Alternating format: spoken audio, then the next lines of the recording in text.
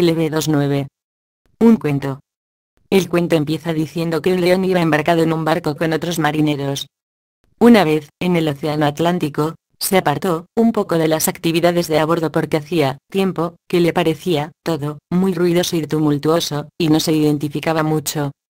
Miró el mar que le parecía silenciosa, y se preguntó qué había, porque se sentía atraído. Descendió para acercarse por el ancla del barco, y se sumergió agarrado para ver bajo la superficie. Entonces contempló un mundo que le pareció maravilloso, lleno de variedad pero uniforme en su silencio, y sereno. Atraído por sus maravillas se soltó del ancla, para sumergirse más y participar en ese mundo, pero entonces, después de un momento, notó que se ahogaba, y que estaba desorientado, y no sabía volver a donde estaba el barco.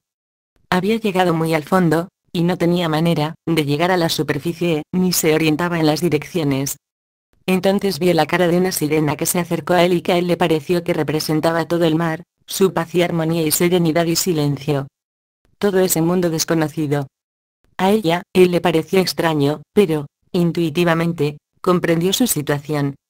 La comunicación entre ellos, extrañamente era como si fuese directa. Ella le ayudó a llegar a la superficie y le llevó hasta una playa en la costa. Él la dio su cola como agradecimiento para siempre y como símbolo de unidad y prenda con ella, y con el mundo de ella. La dijo que con esa cola, se podrían volver a encontrar, porque era una parte de él, y cuando la buscara, se acordaría de ella. Pasó mucho tiempo. Él estaba en el monte Jura, junto a la ciudad de Ginebra. Era un león de montaña que vivía rodeado de nieve.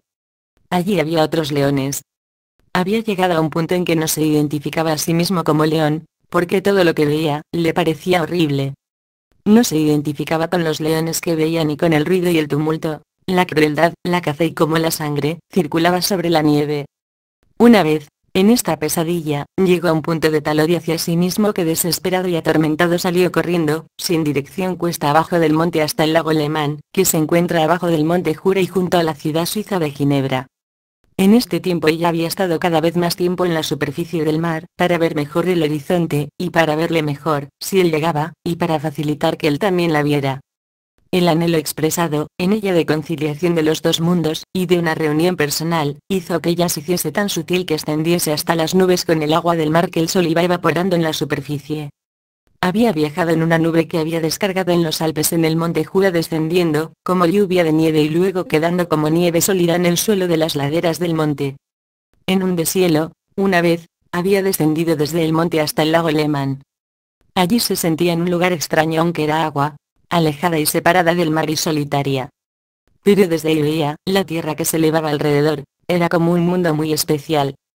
Cuando la había descendido alejándose, desde las alturas del monte, donde había olvidado todo, junto al lago notó algo más de tranquilidad, pero se sentía sucio, como manchada la barba, y la melena con sangre, y con como sabor a sangre en su boca, y como con el estómago hastiado, y se inclinó para beber un poco de agua.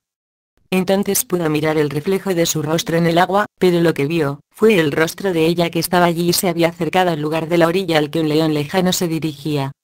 Ella también le reconoció inmediatamente, cuando se miraron. Él era ciego, porque parecía que no veía nada, en su mundo concreto, en lo que reconocerse, ni tenía tampoco noción de su aspecto. Ella era sorda y muda en su mundo acuático y amplio. Cuando él reclinando sus patas de adelante, acercó su boca al agua para beber, después de que bebió, levantó la cabeza y lo primero que vio, fue enfrente el rostro de ella, y sus ojos, acordándose entonces de inmediato y pronunciando de modo natural un rugido espontáneo y nítido. Así él ganó la visión pues pudo reconocerse a sí mismo en el rostro de ella y ver la belleza de la verdad. Y ella, teniendo la voz de él como un criterio y entendiéndole a él, pudo oír y discernir los sonidos de la tierra, y también aprendió a hablar con esos sonidos.